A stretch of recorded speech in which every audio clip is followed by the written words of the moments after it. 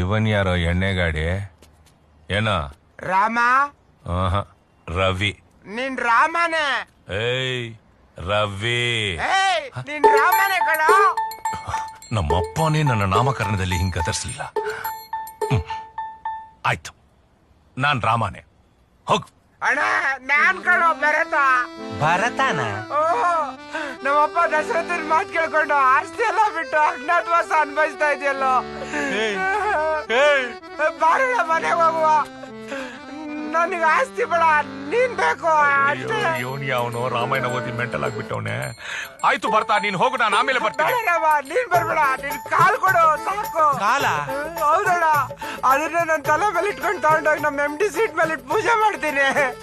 ಕೊಡೋಣ, ನಿನ್ ಕಾಲ್ ಬೇಕು. ಕೊಡೋಣ. ಬರ್ತಾ ರಾಮನ್ ಚಪ್ಪಲಿ ತಾನೆ ಕೇಳಿದ್ದು, ಇವನ್ ಕಾಲೇ ಕೇಳ್ತಾವನೆ. ಕಾಲ್ ಕೊಡ, ಕಾಲ್ ಕೊಡ. ಮುಂದೆ ಮಾಡೋ ರಾಮ, ಕಾಲ್ ಕತ್ತರಿಸ್ಕೊಂತೀನಿ. ಕಾಲ್ ಕೊಡ.